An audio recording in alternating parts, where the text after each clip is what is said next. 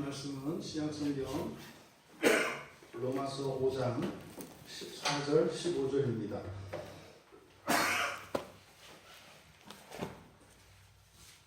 로마서 5장 14절 15절 말씀 우리 같이 한 목소리로 함께 읽겠습니다. 그러나 아담으로부터 모세까지 아담의 범죄와 같은 죄를 짓지 아니한 자들까지도 사망이 왕노릇하였나니 아담은 노실자의 모형이라. 그러나 이 은사는 그 범죄와 같지 아니하니 곧 한 사람의 범죄를 인하여 많은 사람이 죽었은즉 더욱 하나님의 은혜와 또한 한 사람 예수 그리스도의 은혜로 말미암은 선물은 많은 사람에게 넘쳤느니라. 아멘. 지금 이 5장에서 우리가 전개하는 바, 이 5장의 말씀을 이렇게 읽어보면 그 바울 사도의 마음이 이렇게 이제 느껴지는데요. 그거죠. 지금 오늘 본문에서 이제 아담을 끌어와서 예수 그리스도와 대조하고 있습니다. 근데 사실 이 편지는 거듭나지 않은 사람들은 읽어도 모릅니다. 이게 무슨 의미인지 알지 못합니다. 이것은 거듭난 사람들에게만 의미 있게 전달이 되고 또 거기에 인위적으로 어떤 문자적인 의미를 부여한다 할지라도 믿지 않는 사람들이 얻는 그런 피상적인 그런 깨달음에도 은혜가 있겠습니다만 사실 성경의 목적은 그런 것이 아니죠. 철저하게 성경은 거듭난 자들을 위하여 주신 하나님의 특별한 선물입니다. 그러니까 이 예수 그리스도를 믿고 이미 이루어진 구원과 아직 이루어지지 않은 구원 사이를 살아가는 하나님의 백성들이 길을 잃지 않고 또 우리에게 주신 그 시간과 이러한 자원과 많은 기회들을 온전히 유용하게 쓰일 수 있도록 제시해 주시는 것이 성경입니다. 그러니까 지금 바울 사도께서 로마에 있는 교인들에게 이 편지를 쓸 때 바울 사도의 마음이 어떤 마음이었을까? 여기서 느껴지는 것은 그런 거예요. 여전히 예수 그리스도 안에 있으면서 예수 그리스도 밖에 있는 이게 누구예요? 아담 아래에 있는 사람들입니다. 아담 아래에서 살아가는 것과 다르지 않은 삶을 살고 있는 그리스도인들이 너무 안타까운 겁니다. 예수님이 우리에게 가져다 주신 그 구원의 참다운 의미와 진가를 모르고 그렇게 살아가는 그리스도인들에 대한 그 안타까운 마음이 느껴지는 거죠. 그래서 이 5장의 시작에 1절에서 5절까지 그 하나님과의 화평 그리고 하나님의 영광의 소망, 하나님의 영광을 누리게 되는 이것은 하나님의 영광은 하나님의 형상으로 이해할 수 있다고 했습니다. 하나님의 영광은 곧 사람의 완성을 의미한다고 말씀을 드렸습니다. 그 소망을 위해서 주신 것이 칭의, 의롭게 하신다 이 말이에요. 우리가 일반적으로 구원받으면 지옥 가지 않아요. 이게 칭의거든요. 지옥 가지 않고 천국에 간다. 재판을 받을 건데 그때 재판을 받아서 무죄 석방된다. 이게 칭의입니다. 근데 그 무죄서는 의롭다 여김을 받는 그것은 그게 목적이어서는 안 된다는 거예요. 그것은 바로 뭐예요? 하나님과의 그 화평을 의미하는 칭의, 무죄선언, 이것은 더 나아가야 된다는 거예요. 더. 근데 그것이 어떻게 해요? 하나님에서 즐거움으로 나아가야 된다는 거거든요. 그래서 그 즐거움은 또 어떻게 해요? 마지막 날에 완전한 하나님의 형상을 회복한 인류, 우리 자신이죠. 여러분 자신이 완전히 하나님과 닮게 되어지는 그 날의 그 소망을 위해서 살아가야 하는데 그렇지 못한 거예요.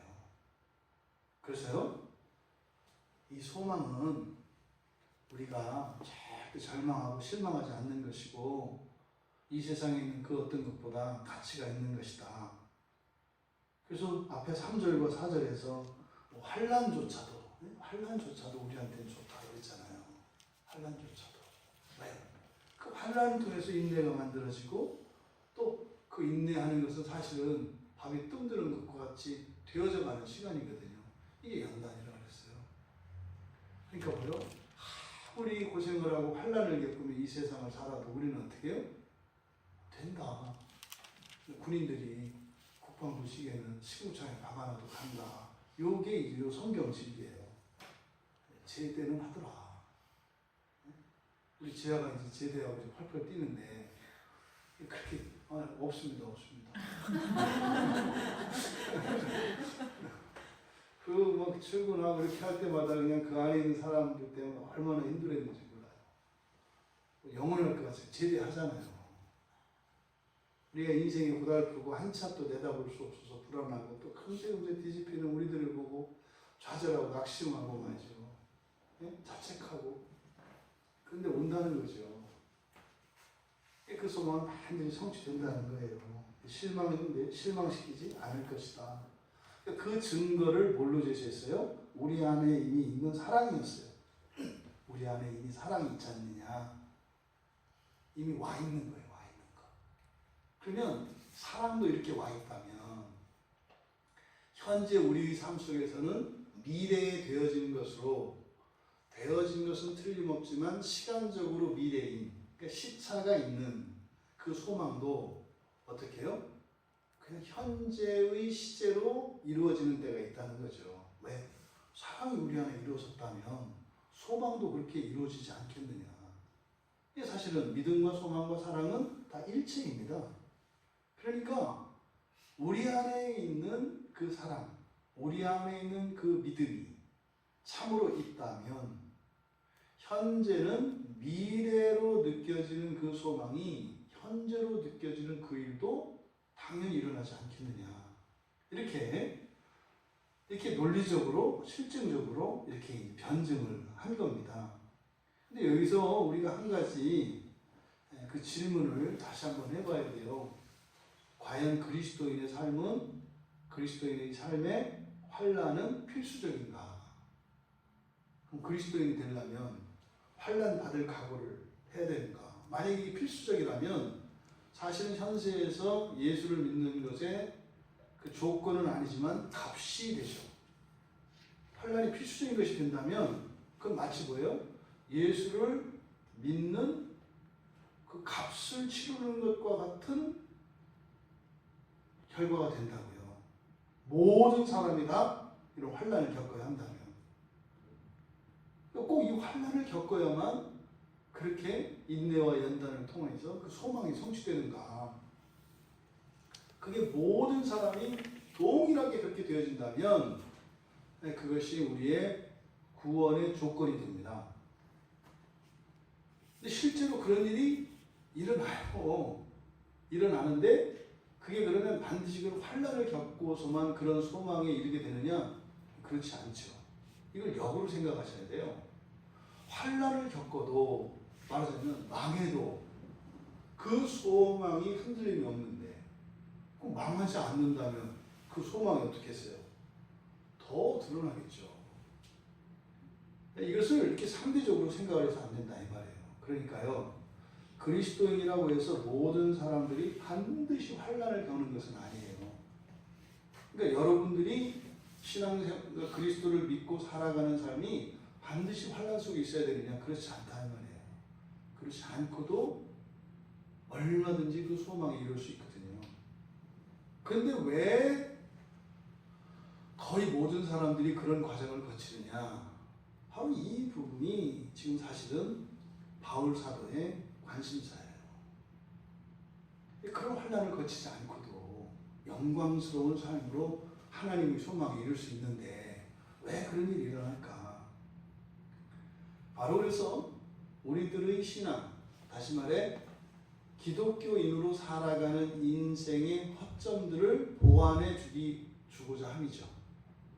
그러니까 예수 그리스도를 믿고 이 세상을 살아가는 인생에 조금 더 완전한 삶을 살아갈 수 있도록 돕고자 하는 것이 지금 바울 사도께서 펼치는 말씀의 핵심이다. 그러니까 이거는 뭐 로마 교인들의 이야기뿐만 아니라 우리 모든 사람들에게 적용이 되는 거예요. 우리가 복음을, 하나님의 말씀을 온전히 알면 우리들이 늘 살아왔던 삶과 분명히 더 다른, 더 나은 삶을 살 수 있다는 겁니다. 날마다요. 바로 이것을 지금 바울 사도가 말씀하시려고 하는 거죠. 그러면 그 소망이 우리를 낙심시키지 않을 거다. 이 소망은 반드시 이루어질 거다. 라고 하는 증거로 제시했던 이미 우리에게 부어진 그 사랑. 그 사랑이 뭐냐? 뭐 이것을 단순히 잘못하면 감정적인 것, 뭐 이런 것으로 생각할 수 있습니다. 그러니까 뭐 이런 우리의 이 세상 사랑, 또 우리의 집착, 이런 것들을 우리는 다 사랑으로 인식한단 말이죠. 그럼 여기서 소망이 우리를 부끄럽지 않게 할 그 확실한 그 하나님의 약속으로서 제시되어지는 이미 우리에게 부어진 그 확정된 하나님의 사랑, 그게 무엇이겠는가? 그것을 6절에서 8절까지 그리스도의 십자가 사건이라고 얘기를 하는 거죠. 그러니까 그 그리스도께서 십자가에서 죽으신 그것은 목적이 딱 하나라는 거예요. 죄인을 의롭게 하기 위해서. 죄인을 의롭게 하시기 위해서 죄인들을 위해서 십자가에서 죽으신 그 사건은 바로 무엇이었다? 하나님의 사랑을 증명한 것이었다. 이렇게 얘기를 하는 거예요. 그러니까 예수 그리스도가 십자가에서 참으로 과거에 죽었다면 그것을 이미 하나님의 사랑이 이 세상에 나타났다고요. 그게 우리에게 이미 부어진 그 확증된 이미 이루어진 사랑의 성취라고 말씀을 하는 겁니다. 그래서 서두에서 앞에서 이 로마서 5장에 서두에서 밝혔던 것처럼 이렇게 의롭게 되어져서 하나님과 화평하게 된 것, 하나님과 화평하게 됐다는 것은 뭐예요? 만날 수 있다는 거였어요. 연락할 수 있다는 거였어요. 전화하고 문자를 주고받고 또 약속을 정해서 만날 수 있다는 거였어요. 이게 의롭게 되어진 화평의 의미인 겁니다. 그 일을 위해서 예수님이 십자가에 죽으셨다는 거예요. 근데 대부분 그리스도인들은 어떻게 한다는 거예요? 그거로 끝이다 이 말이에요. 그 전화번호를 가지고 그냥 산다 이 말이에요. 그냥 어떻게? 내가 사는 데까지 살다가 정 안 되면 전화해보지. 아주 착한 마음이에요. 네? 멋있잖아요. 아주 자립심 강하잖아요. 나는 남의 도움을 받지 않고 나의 힘으로 살아가는 이런 사람들 뭐라 그래요? 아주 자립심이 강한 사람이고 훌륭한 사람이잖아요. 의존적이지 않고 아주 독립성 강한 이런 사람이잖아요. 사람 사이에서는 맞아요. 근데 이게 기독교 신앙 안에서는 잘못됐어요. 기독교 신앙 안에서는 씩씩하면 안 돼요. 나 혼자 다 할 수 있어. 혼자 다 할 수 있는 정도가 아니라 난 기꺼이 교회의 모든 사람들을 도울 수 있어. 이런 생각은 안 돼요. 그런 생각은 안 되는 거예요. 우리들 자신이 하나님과의 관계 속에서 언제나 하나님의 도움이 필요한 사람들이라고 하는 이 인식을 잊으면 안 된다 이 말이에요. 그래서 이 화평의 목적은 하나님과의 교제입니다. 자주 만나야 되고요. 오래 만나야 되고요.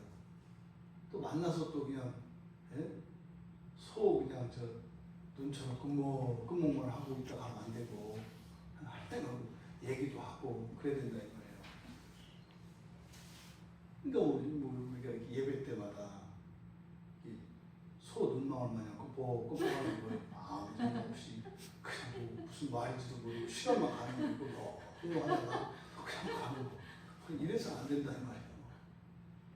거기에 그냥 하나님하고 씨름도 하고 저 공기도 하고 오재미도 하고 막 거머쥐기도 하고 하면서 그 하나님의 향기가 내 몸에 배고 말이죠. 하나님에게서 웃는 법도 배우고 우는 법도 배우고 그 하나님의 그 너른 가슴도 배우고 말이죠. 이게 목적이라는 거예요. 이렇게 돼야 한다는 거예요. 그런데 못하고 있는 거예요. 못하고. 그것을 9절에서 10절에서는 더욱 얻을 구원이다 이렇게 얘기했다고요. 더욱 얻을 구원. 그러니까 예수님이 십자가에서 딱 죽으신 사건은 사실은 뭐예요? 창세기 1장에서 창조서는 같다 이 말이에요. 하나님 다 창조하시고 사람을 창조하셨다.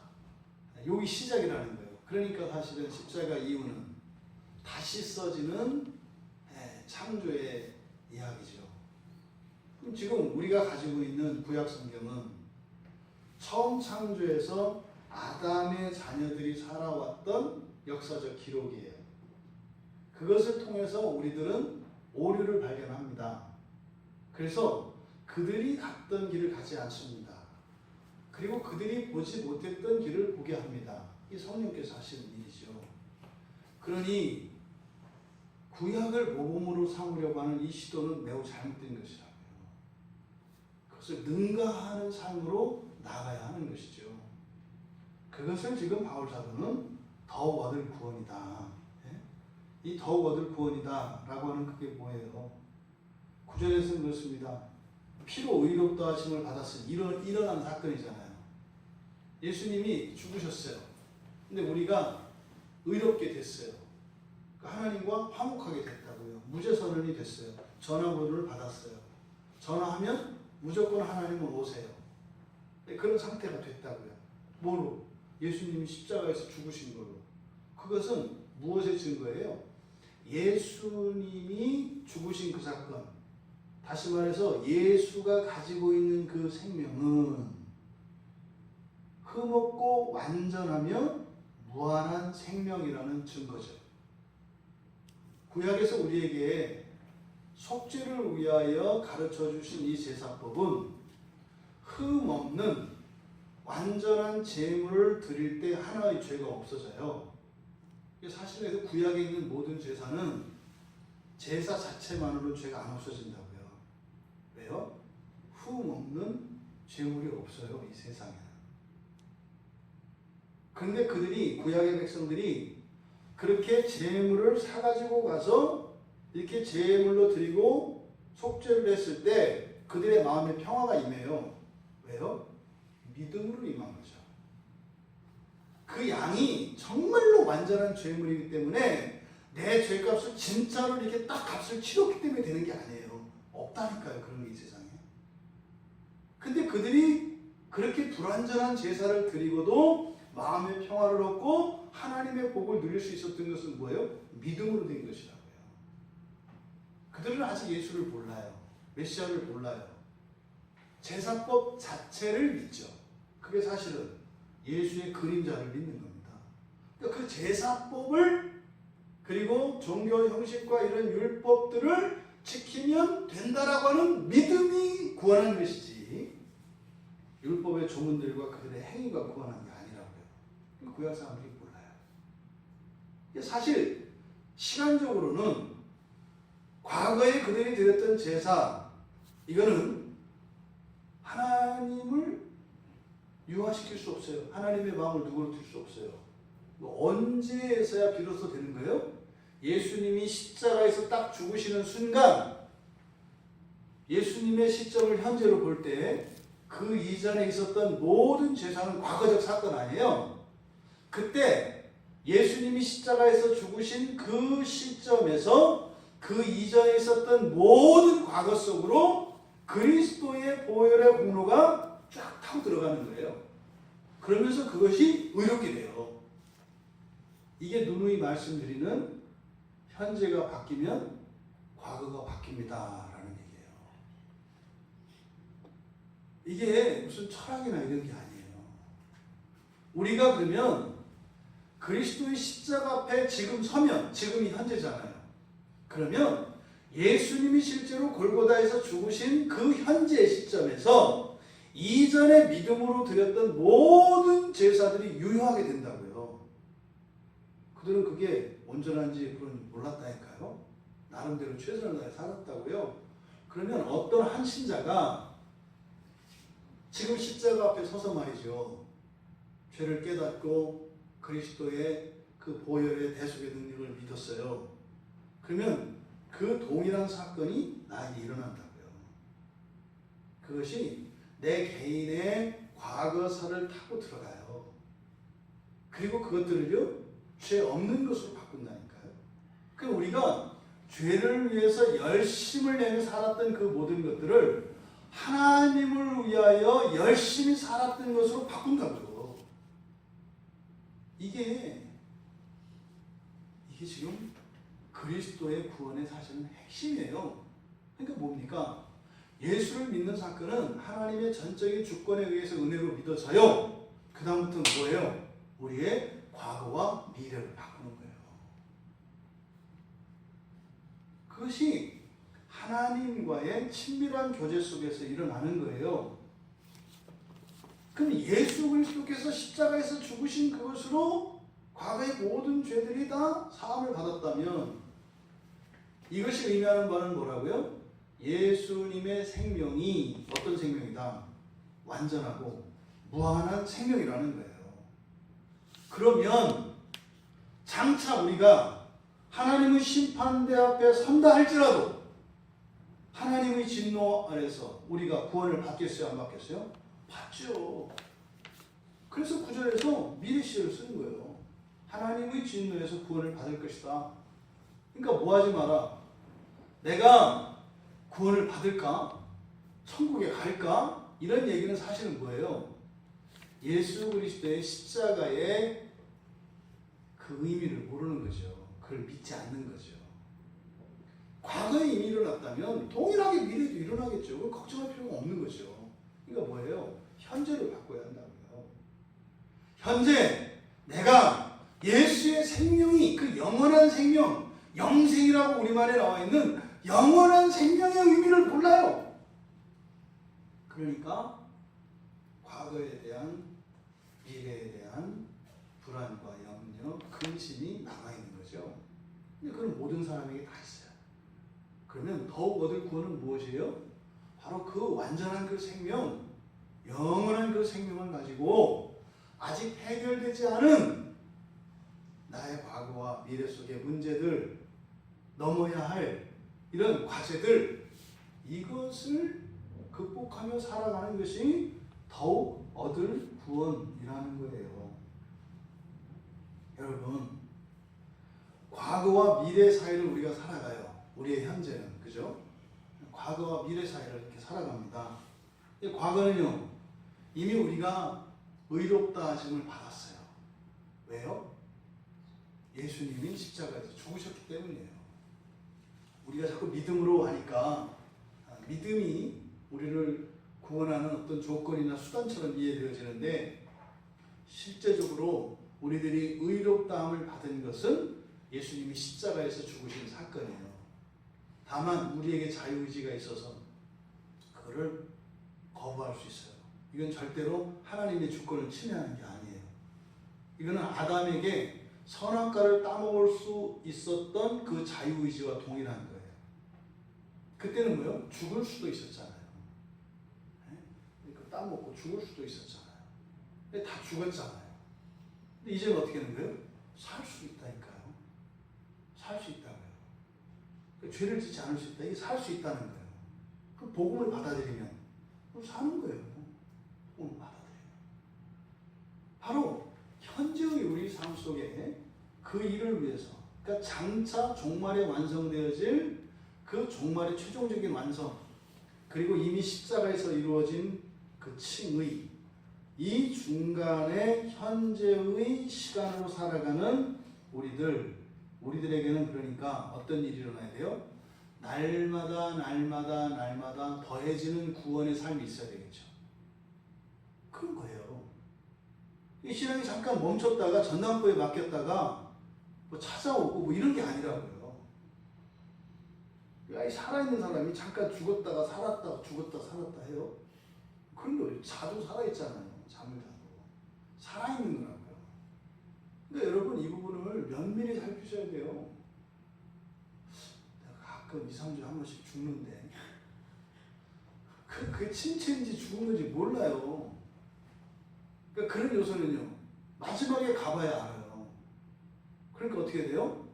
그걸 고민하지 말고 그런 요소들을 없애버려야죠. 그런 요소는 그냥 둔 채 성경에서 무슨 문제 풀듯이 이 상태로 계속 가면 사나 죽나를 왜 성경을 보고 연구하냐고. 아니 그걸 버리면 확실히 사는데 그렇잖아요. 그걸 버리라는 게 완전히 버리라는 것도 아니다. 버리지 못한 것 때문에 마음 아프고 버리고 싶은 소원이 있다면 그냥 버린 것이다. 문제는 뭐예요? 아무 느낌이 없는 거예요. 그냥 편안한 거. 이거는 정말 문제라니까요. 정말 문제예요. 이런 일들이 가끔 일어난다면 하나님의 구원은 확실하겠습니다만 여러분의 구원은 확실하지 않아요. 최소한 이 찔림과 불편함이 있어야 한다니까요. 완전한 구원의 확신과 함께요. 불편함이 있어요. 그리스도인들은. 내가 항상 하나님께 의존적인 존재라고 하는 이 인식은 없어지지 않는다고요. 그러니까 뭐예요? 절대 안 돼요. 이런 게 없는 거예요. 이거는 어쩔 수 없어요. 이런 거 없는 거예요. 늘 모든 것은 무너져야 하는 것이다 라고 하는 인식을 가지고 있다고요. 그러니까 하나님 말씀에 대해서 이렇게 막 적극적으로 저항하는 사람들이 있어요.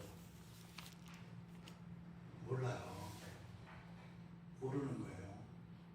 저항을 할지라도 하고 나서 어떻게 돼요? 건보가 돼요. 뭐야? 내가 미쳤나? 이렇게 가야 된다니까요. 그럼 잠깐이라도 기도해야 돼요.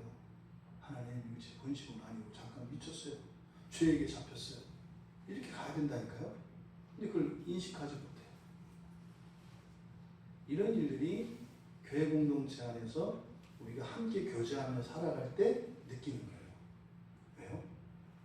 나는 괜찮다고 편안하다고 생각했던 이런 것들을 다른 지체가 다른 지체의 예리한 죄를 하나 꺼내서 그걸 푹 찔러가지고 알려준단 말이에요. 그러니까 교회 안에서 다른 지체들이 힘들게 하는 건 뭐예요?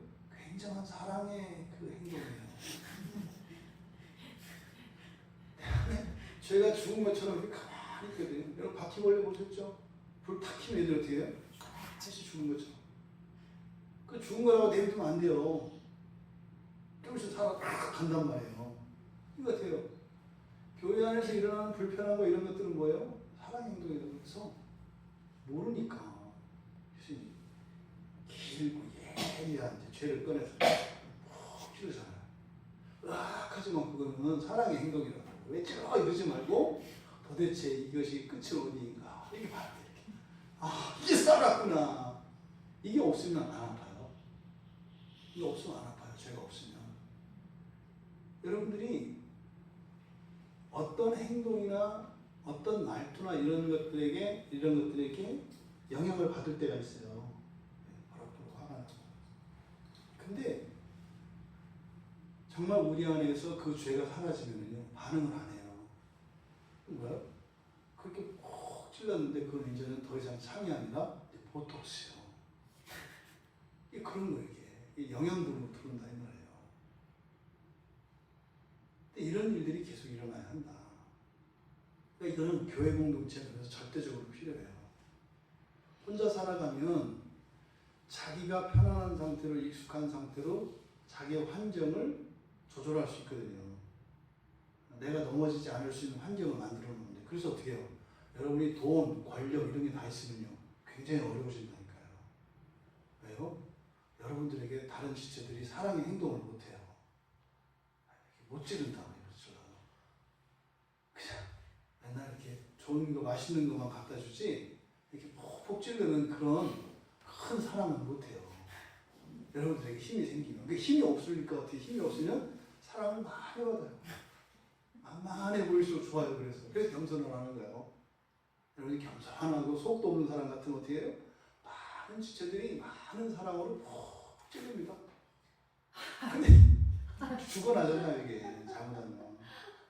그게 다 아프면 안 되죠? 변화가 일어나야 되는 거죠. 그러니까 이런 죄에 대한 인식, 그것에 대한 불편함, 내 존재의 불완전으로 인한 비참, 그 하나님께 더 가까이 나가고 싶고 하나님에게 기쁨이 되고 싶지만 번번이 넘어지고 안 되는 나의 실존에 대한 이런 절망이 있어야 한다고요. 이것은요, 바로 그 더욱 구원을 얻어가고 있는 증거다. 확실해요. 우리의 그 더욱 구원을 얻고 있는 삶의 증거는 물어볼 거 없어요. 자기가 안다고요. 자기가. 주님을 더욱 닮아가지 못하는 것 때문에 목마름이 있고 말이죠. 현재에 대해 무능력과 내 착한 마음대로 할 수 없는, 착한 마음을 펼칠 수 없는 제약받는 여러 가지 환경이나 이런 것 때문에 포기하지 않고 하나님께 은혜를 구하는 이런 일들이 우리가 과거와 미래 사이에서 그렇게 더욱 구원을 얻어가고 있다는 증거다.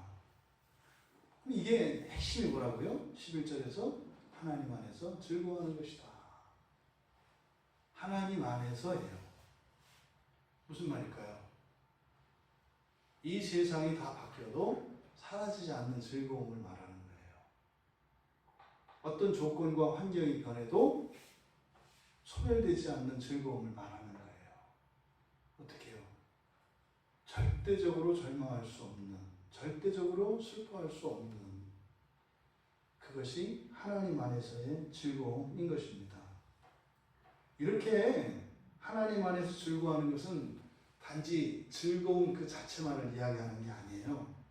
바로 하나님 안에서 즐거워하는 것이 더욱 구원을 얻고 있는 증거라고 했으니까 하나님 안에서 즐거워하는 이 삶은요, 뭘 의미해요? 내 안에서 그리고 내 인생에서 끊임없이 일어나는 변화를 의미하는 거예요. 그러니까 우리가 즐거워할 수 없는 상황에서 즐거워할 때 그래서 단순히 그냥 어떤 마음의 평안한 위로가 아니라 우리의 본성과 우리의 삶 속에 어떤 변화가 일어나고 있는 증거라는 거예요. 그러니까 구원받은 신자들은 하나님 안에서 즐거워하는 이들인데 이들에게는 전인격적인 변화가 계속 일어나요. 또요, 인생의 변화가 계속 일어나요. 그래서 절대 예수 믿는 사람들은 심심하지 않습니다. 절대 심심하지 않아요. 돈 안 들이고도 있다니까요. 그러니까 하나님 안에서의 즐거움 말고 다른 데서 즐거움을 얻으려면 돈이 들어요. 왜? 돈 안 받는 건 하나님밖에 없어. 이게 은혜라고 하잖아요. 나머지는 다 돈 받아요. 근데 즉시 결제냐, 후불 결제냐 이것만 있을 뿐이에요. 지금 안 받는다고 안 받는 거 아니다. 다 기름 쪽에다 발라놨다가 나중에 다 온다. 속지 마라. 그러면 이렇게 우리 인생의 이런 변화, 그러면요, 세상을 보는 안목도 달라지고요. 또 진정한 아름다움과 추함을 분별할 수 있는 신미함도 생겨요. 가치관도 바뀌어요. 가치의 순서가 바뀝니다. 그래서 어느 것이 더 가치 있다고 생각했었는데 이제 이렇게 예수 안에서 변화가 일어나면 가치의 질서들이 막 바뀐다는 거예요. 그러니까 어떻게 해요? 시간과 내 힘을 쓰는 일들이 달라져요. 또 나에게 있는 물질과 재능을 쓰는 처소가 달라져요. 그러니까 어디 하나 그대로 고정되어 있는 게 없어요. 계속 변화가 일어난다고요. 이것을 하나님 안에서 즐거워한다고 이야기하는 거예요. 그러니까 슬퍼하고 괴로워하지 않는 것, 이걸 말하는 거 아니에요. 그 잘못된 게 뭐라 했어요? 우리나라 교회에 장례식 문화라고 했죠. 장례식장 가서 막 웃는 이런 무례배들이 요즘 교인들이에요. 어디 장례식장에서 웃어요. 그 말도 안 되는 거지. 울으면 믿음 없는 것처럼 하나님 안에서 즐거워하는 거야. 네 어머니가 지금 비명 행사에도 즐거워할 수 있는 게 하나님 안에서 즐거워하는 거야. 이 벼락 맞을 소리죠. 거기서 어떻게 즐거워해요? 가슴을 찢고 울어야지. 하나님 안에서 즐거워하는 것은 그런 게 아니라 인간이 희로애락을 나타내는 감정을 말하는 게 아니라 뭐다? 우리의 삶 속에 쉼없이 일어나는 역동성을 말하는 것이다. 근데 그 역동성이 하나님 안에서 누리는 그 즐거움이 그 역동성의 근원이라는 것이죠. 그리고 우리가 살펴본 것처럼 이제 앞에 12절, 13절에서 죄가 들어온 목적이 뭐라 해요? 이것 때문이라고 했잖아요. 이것 때문에. 하나님 안에서 즐거워하는 이것 때문에 이게 어떻게 돼요? 신자들을 계속 변화시킨다니까요. 그러니까 어떻게 해요? 변화시키지 못하게. 변화되지 않도록. 그러니까 하나님이 이제 하나님의 형상을 닮아가도록 하시는 그 새 창조의 완성을 향해서 나아가시는 그 사역을 이렇게 이제 억누르는 게 언제? 시간 속에서만. 그게 이제 죄가 들어온 이유다. 그러니까 죄가 들어온 이유는 그거예요. 신자들이 더욱 얻는 구원을 못 얻게 하려는 거. 어차피 여러분이 예수를 믿는 순간 하나님 나라에 가는 거는 못 바꿔요. 근데 뭐는 바꿀 수 있다. 더욱 얻는 구원은 중지시킬 수 있고 봄방학, 겨울방학도 할 수 있다 이 말이에요. 그 순간 그 기간들은 뭐로? 이 다음에 지옥에서 사는 기간과 일치한다고 했어요. 만약 해결이 안 된다면. 저의 경우에 10몇 년의 기간, 또 예수 믿기 이전에 그 10대의 거의 대부분을 예수 밖에서 살았다고요. 그 부분이 더욱 얻을 구원 안에서 해결되지 않으면 이 다음에 지옥 가서 살아야 돼요. 여기서 지옥이라는 건 뭐였어요? 지옥과 동일한 환경이라고 했어요. 여기 나온다고요, 반드시.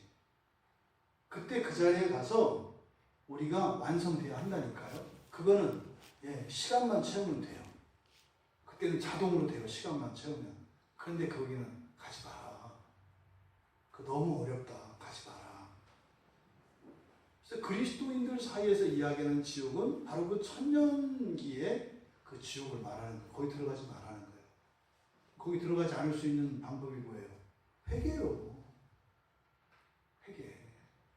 그러니까 현재가 우리의 과거를 바꾸지 않아. 내가 예수를 믿었어요. 세례를 받았어요. 교회 다녔어요. 근데 내 과거에 대한 이해가 하나도 안 바뀌었어. 성경이 가르침에 의하면 그 사람은 거기 들어갔다 나와야 돼. 이 다음에. 이게 지금 이 시대의 한국 그리스도인들이 모르는 내용입니다. 이 내용이. 그렇잖아요. 천사에 대한 것과 그리고 우리가 세마포로 그 등잔에 등불 기름을 준비하는. 그래서 마치 예수를 믿었는데도 구원에서 버려질 것 같은 이런 말씀들이 있잖아요. 이게 뭐예요? 거기 들어가는 걸 얘기하는 거라고요.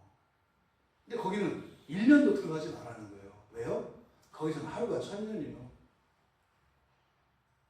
하루가. 그러면 1년이면 1000년 아니에요. 1000년이면 얼마야? 무한대 시간이라고 했잖아요. 그러니까 어떻게 우리가 더욱 얻는 구원 없이 살아가는 삶에서 안정을 누릴 수 있냐고요. 그럼 안 된다고요. 바울 사도가 지금 이 부분을 이거는 약간 두려움이죠. 우리가 겪어야 할 그 하나님의 진노로 인한 두려움이 있죠. 근데 그것을 상쇄시키기 위해서 바울 사도가 뭐라고 한 거예요? 즐거움이라고 얘기한 거예요. 즐거움. 그러니까 뭐예요? 하나님은 십자가를 통해서 하나님의 사랑을 증명하셔서 우리가 사는 동안 우리의 과거와 미래에 있게 될 모든 죄들을 깨끗이 완전하게 죄책뿐만 아니라 오염과 부패로부터도 완전히 구속받을 수 있도록 십자가에서 죽으신 거라는 거예요. 그러니까요, 죄책이 사라진 것만으로 만족하지 마라. 오염과 부패의 문제도 이게 죄책만큼이나 당사자에게는 동일하게 무한하고 큰 것이다. 그런데 겁도 없이. 근데 그 일들을 끊임없이 하는 거짓 교사들이 교회의 역사 속에서는 계속 있습니다. 계속. 어느 한순간도 이런 거짓 교사들이 없었던 적은 없어요. 네, 요즘도 마찬가지입니다. 그런데 정작 본인들은 모릅니다. 왜요? 죄에 빠져 있기 때문에, 속고 있기 때문에 몰라요. 지금 바울 사도의 관심은 그거예요. 이 더욱 얻을 구원 멈추지 말고 계속 가야 한다는 거예요. 그러면서 이렇게 이 죄의 목적이 바로 하나님과의 화목을 깨고 그것의 목적은 더욱 얻는 구원을 방해하기 위한 거. 그래서 그게 즐거움을 방해하는 거라고 했어요.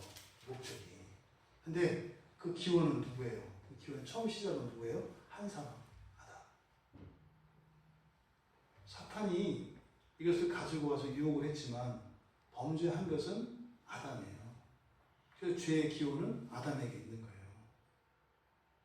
죄라는 것은 죄를 범하기 전 죄가 아니에요. 그 범하는 순간 기원이 됩니다. 그래서 아담 한 사람으로 세상에 죄가 들어왔고 그 죄를 타고 사실은 뭐예요? 목적은 사망이라고 했잖아요. 사망은 뭐예요? 즐거움을 깨는 거예요. 하나님과 사이를 이간하는 거예요.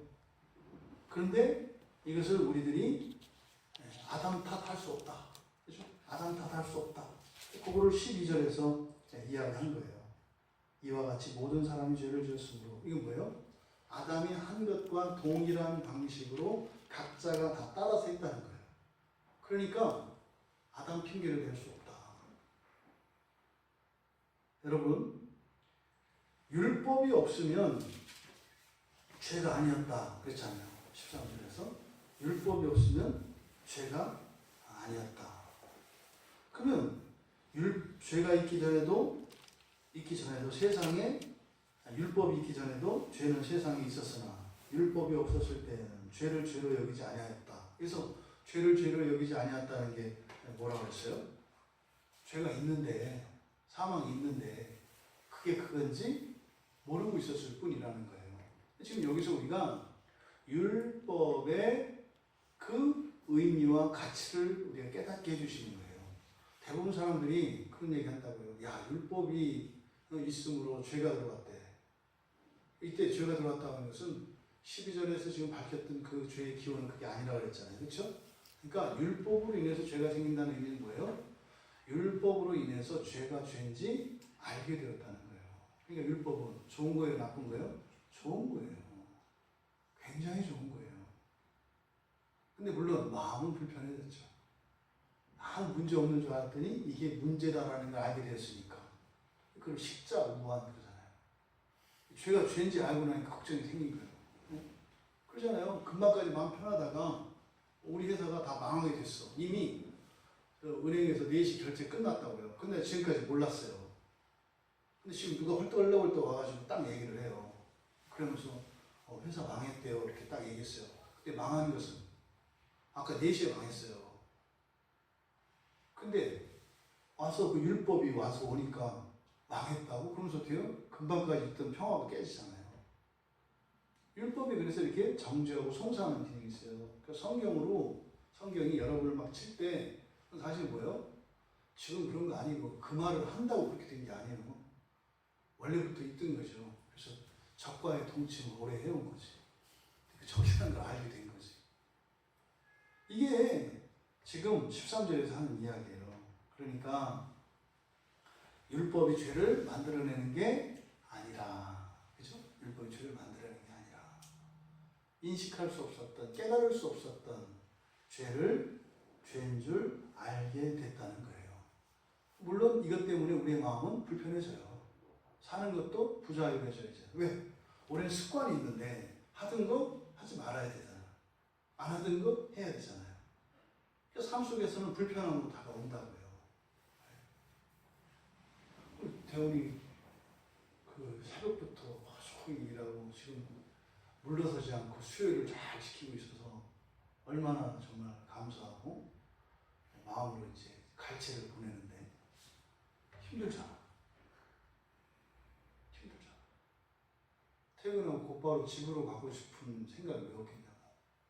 지금 비가 그쳤는지 모르겠지만 비라도 부시부시 오고 거기다 옷이라도 젖고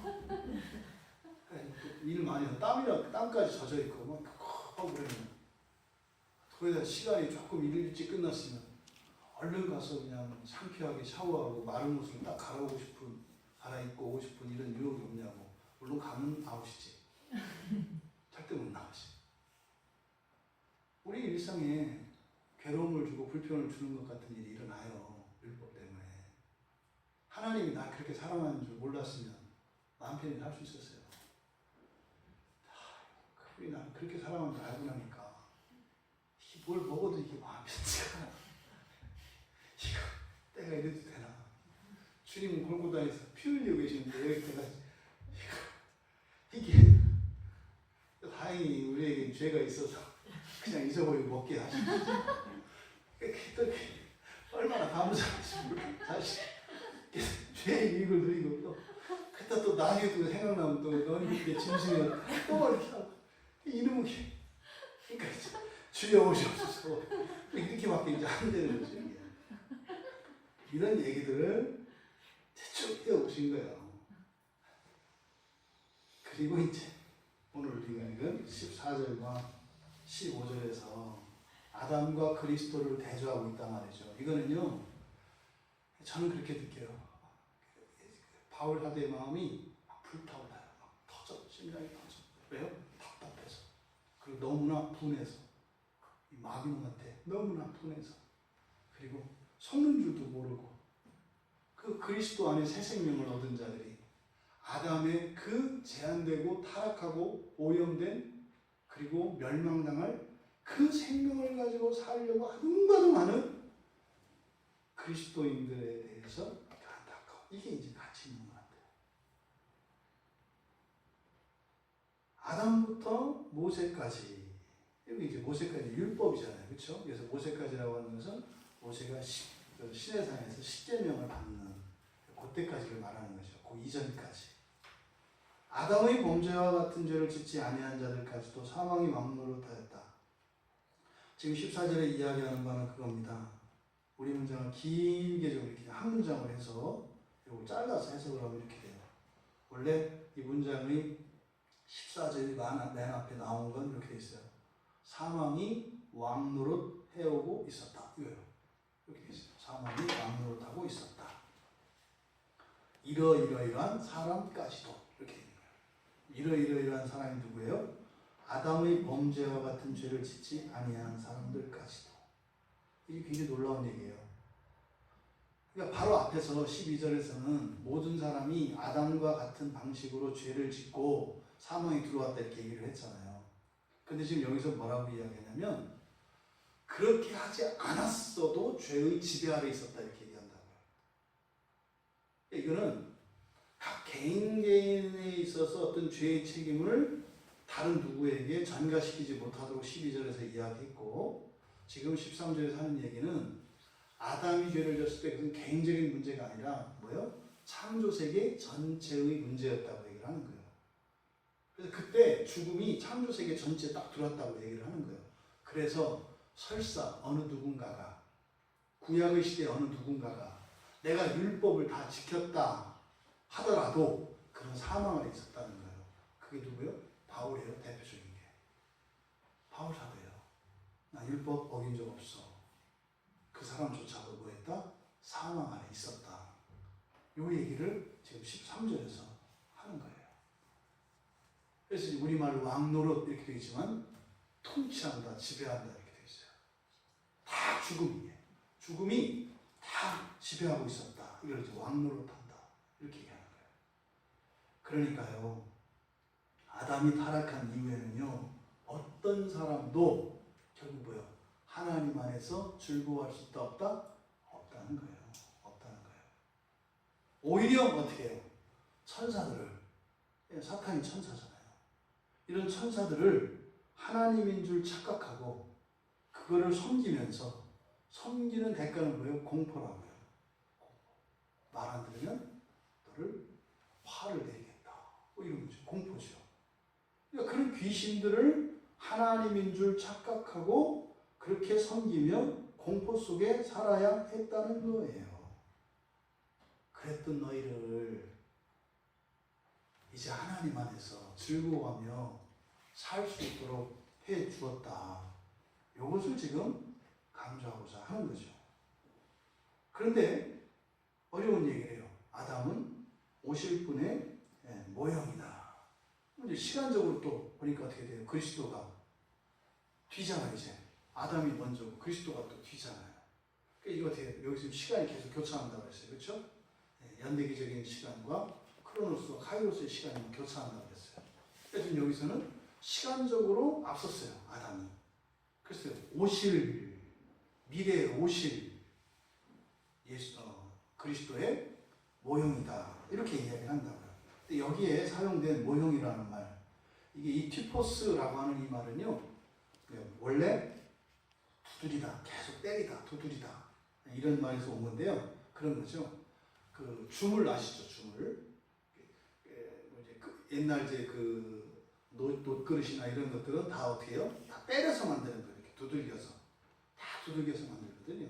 그러니까 어떤 모양을 만들기 위해서 계속 공들이는 것.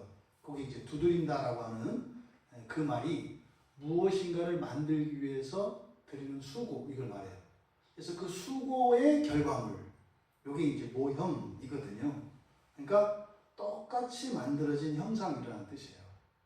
이 단어가 유일하게 요한복음 20장 25절에서 도마가 예수님을 의심할 때 보여주시잖아요. 내가 죽은 예수다. 그 십자가에 못 박혀 죽었던 예수다. 그때 확인하라고 한다고요. 못 자국 난 손을 봐라 그러거든요. 그때 자국이라고 번역되어 있어요.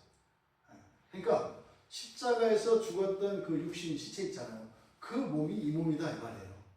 그러니까 이 모형이라는 말은 완전히 똑같은 걸 말한다고요. 근데 그건 아니야. 근데 그건 아니야.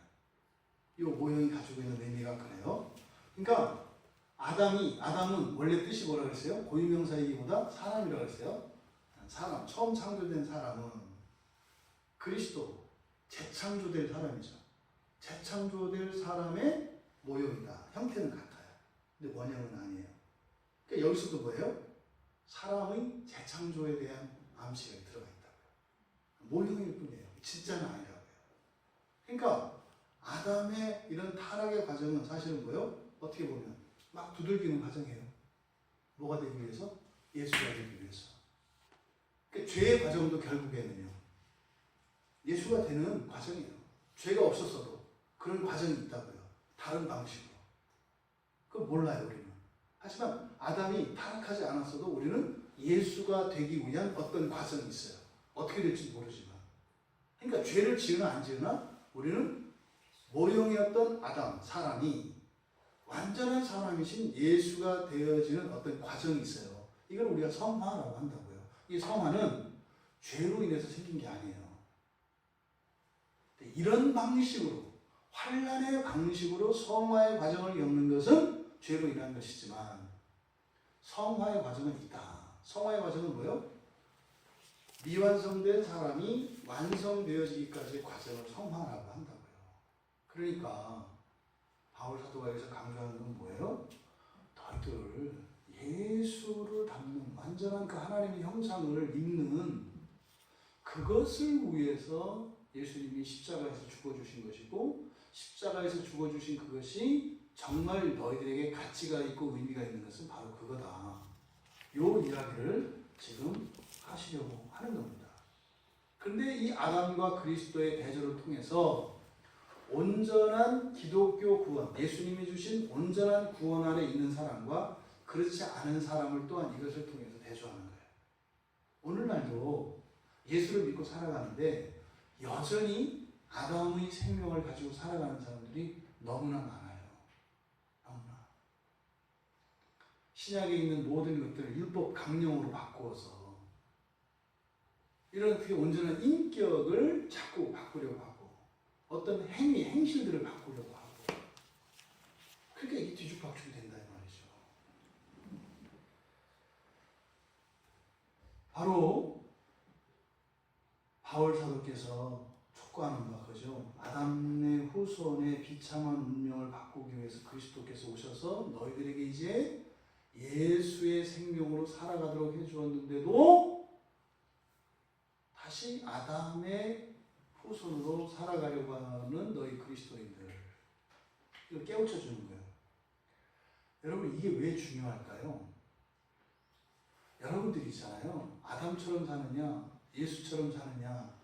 물론 여러분들의 인생과 장차 하나님 나라에 들어가기까지 아주 엄청난 그 다른 인생의 선택이 있어요. 여러분 개인에게도. 근데 또 어떤 또 효과가 있냐면 이 세상에 미치는 효과예요. 우리 그리스도인들이 항상 잊으면 안 된다 그랬어요. 나는 세상을 위해서 있다니까요. 세상을 위해서 있어요. 왜요? 나를 통해서 세상에 복이 흘러가요. 내가 막히면 세상이 굶어요. 내가 막히면, 내가 멈추면 세상이 멈춰요. 이걸 잊으시면 안 된다고요. 아담류의 인간과 예수류의 인간의 차이가 이거예요. 우리는 나를 위해서 사는 사람들이 아니에요. 이웃, 이 정도가 아니에요.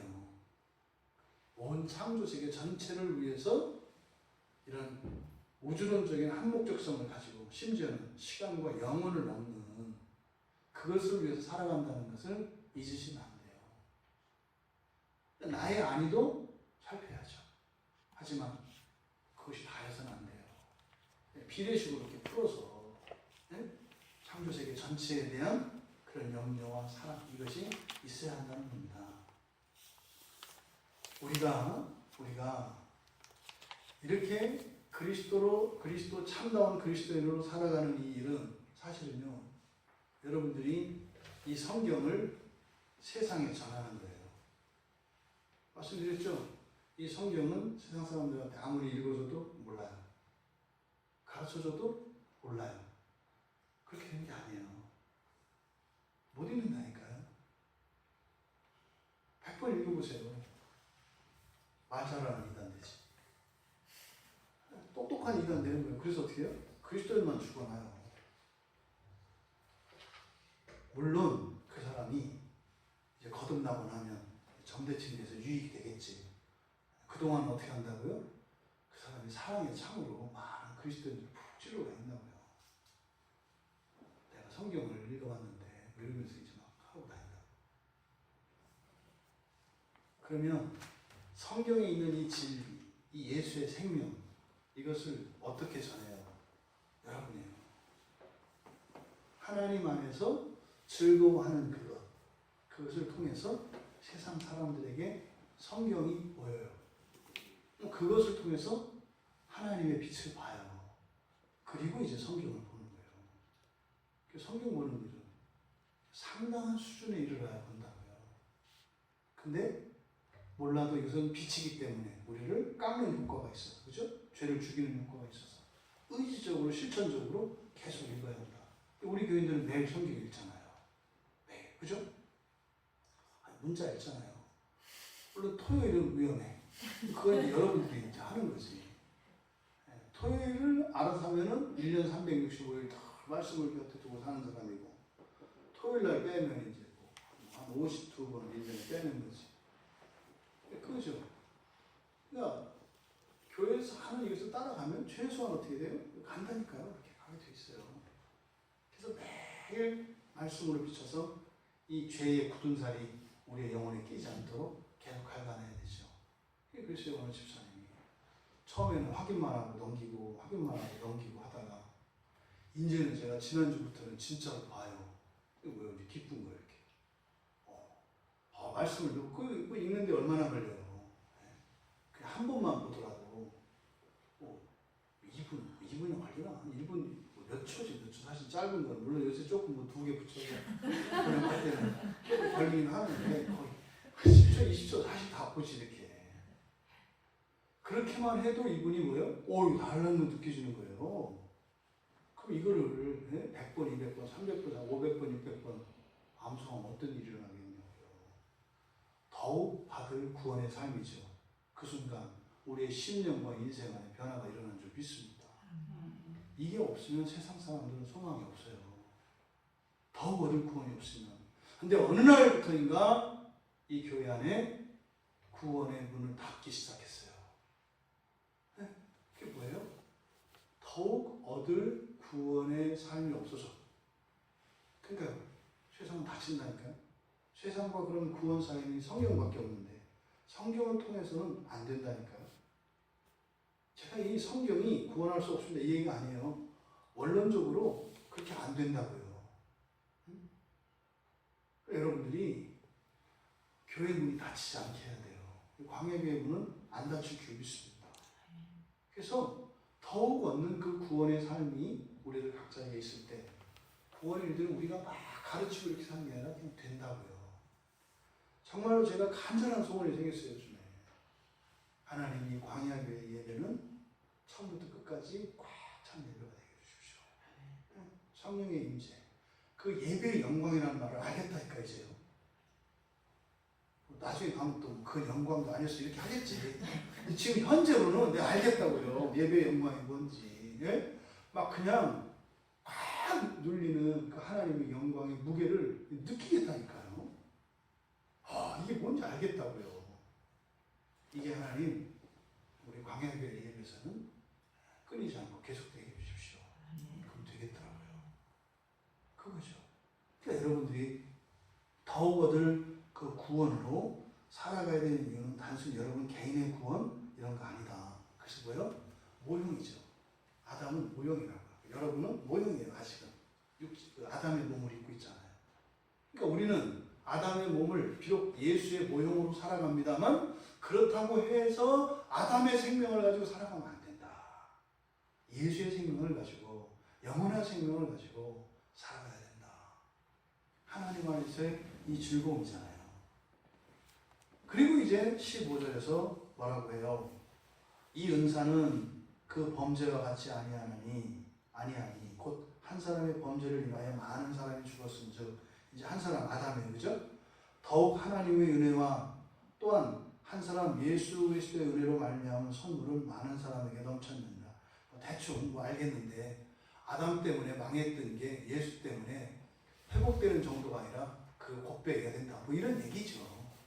근데 여기에 지금 헬라어에 선물이라는 두 개의 단어가 사용이 됩니다.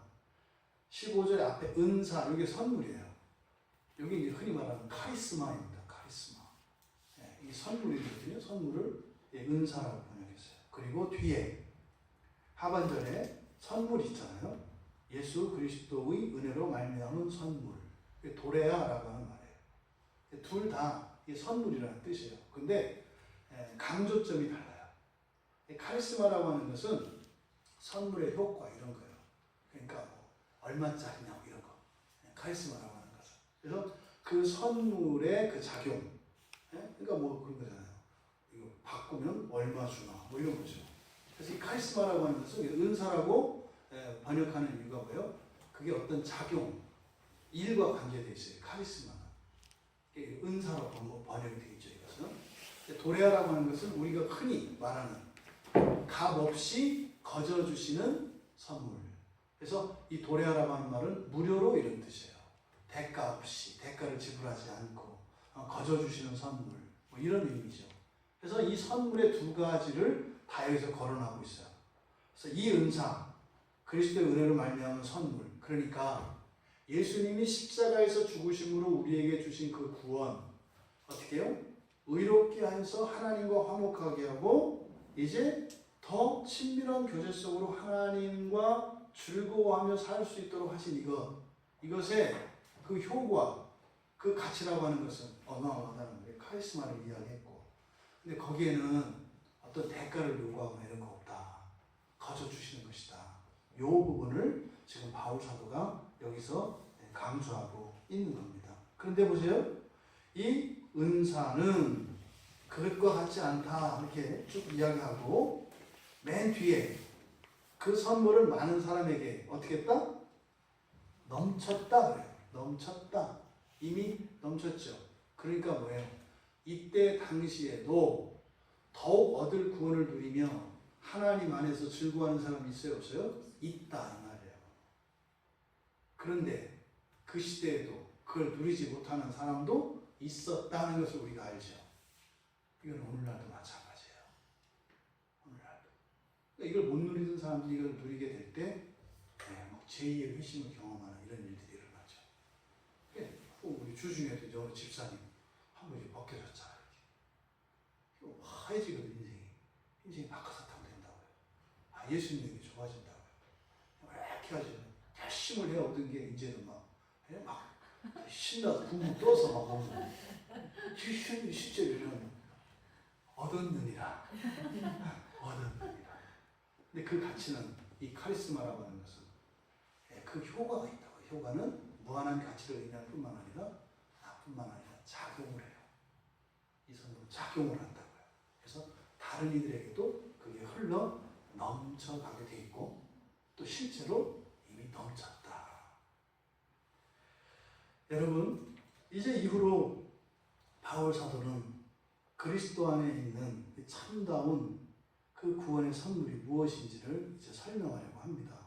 그리고 아담과 그리스도의 대조를 통해서 더욱 그것을 부각시키고, 이것은 사실은 예수를 믿는 사람들 가운데 우리 안에 여전히 아담의 생명으로 살아가는 것과 아직 예수의 생명으로 바뀌지 않은 그것들을 이렇게 가르쳐주기 위한 것입니다. 여러분들의 전 인생과 전 인격이 예수로 바뀌기를 원하십니까? 아멘. 저도 원합니다.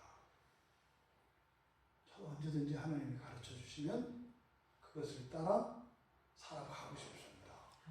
어떠한 대가를 치르더라도 저는 그렇게 갈 겁니다. 여러분도 그러시기를 바라요. 그렇지 못한 것 때문에 여러분이 두려워하거나 낙심할 필요 없어요. 여러분들이 두려워해야 될 것은 뭐예요? 변화를 거부하는 여러분의 생각이에요. 변화에 거부하도록 이미 습관이 되어져 있는 여러분의 마음속에 있는 경향성들이에요. 그것은 철저하게 여러분으로 위장하고 있습니다. 철저하게 여러분으로 위장하고 있습니다. 하나님의 진리가 우리에게 왔을 때 완전히 무장해제하고 그리스도 앞에 나갈 수 있는 우리 모두가 되기를 바랍니다. 어떤 일이 일어날까요? 점점 그리스도를 닮아갑니다. 점점 그리스도를 닮아갑니다. 근데 그 일이 어떻게 돼요? 한 사람 한 사람에게서 일어난 일들이 합쳐져요. 그리고 교회가 돼요. 그게 지금 교회 광야교회가 됐다는 거 아닙니까? 그러니까 우리 교인들 한 사람에게 그런 일들이 있었던 거예요. 그게 교회가 됐다는 거 아닙니까? 얼마만큼? 다른 분들이 와서 봐도 얼마만큼? 우리 조장로님 그랬다니까. 우리 교회 상당히 자랑스러운 교회인데 여기하고는 딱 얘기를 안 하시더라고. 근데 판결을 못 내리시는 거 보니까 무슨 말인지 나는 나대로 해석이 되죠. 그러다가 딸을 맡기셨다니까. 기도하라고 딸을 맡기시더라니까. 그게 뭐냐? 여러분이 그동안 애쓰고 더욱 얻는 구원을 위해서 여러분들이 포기하지 않고 물러서지 않고 그렇게 절치부심했던 그 가운데 하나님의 은혜가 만들어낸 그 카리스마의 그런 열매들이에요. 여러분들이 자랑스럽습니다. 우리가 자랑스럽습니다. 근데 우리를 자랑스럽게 하신 그 예수 그리스도가 무엇보다 자랑스럽습니다. 그렇게 아담에게서 그리스도로 옮겨져 가는 이런 일들이 우리 개인의 평생에 일어나길 바라고, 우리 개인에게 일어나는 작은 것들이 모여져서 교회로 일어나기를 원합니다. 그래서 이제 몇몇 사람들과 맡겠다는 그게 아니라 교회가 교회를 바꾸는 이런 놀라운 은혜가 우리들의 이런 교회 공동체를 통해서 일어날 것이라고 하는 소망을 주신 그 소망의 주인 되신 예수 그리스도를 믿으며 우리 끝까지 믿음에 승리하는 우리 모두가 되기를 주님의 이름으로 축원합니다. 말씀을 생각하며 우리 잠시 기도합니다. 오늘 5장의 전반부의 내용들을 한번 전체적으로 살펴본 것은 이 로마서의 주제를 잃어버리지 않게 하기 위함입니다. 예수님이 십자가에서 죽으신 것으로 끝나면 안 됩니다. 시작이었다는 겁니다. 그것으로 우리가 누릴 수 있는 진정한 그 카리스마, 이것은 아담이 가졌던 것하고 다르다는 거예요. 영원한 생명으로 그렇게 세상을 살며 살아가며 또 그것이 우리 안에는 내밀한 그 하나님 안에서의 즐거움이 있다는 거죠. 그러니까 뭐 따로따로 하는 게 아니에요. 그냥 하나입니다. 하나님 안에서 즐거워하는 그 일들이 나도 바꾸고 세상도 바꾸고 교회도 바꾸고 가정도 바꾸고 하나님도 기쁘고 우리도 기쁘고 이렇게 정말 그리스도로 살아가는 우리들이 될 수 있도록 주님이 십자가에서 주신 그 구원의 참된 가치를 알게 하옵소서. 눌러 앉히려고 하는 죄를 나의 생각으로 여기지 말고 죄인 것으로 알고 박차고 일어날 수 있도록 도와주시옵소서. 그리고 우리가 이렇게 절망하고 낙심할 때 하나님이 주신 은혜를 믿으며 그렇게 나아갈 수 있도록 우리 같이 기도하겠습니다.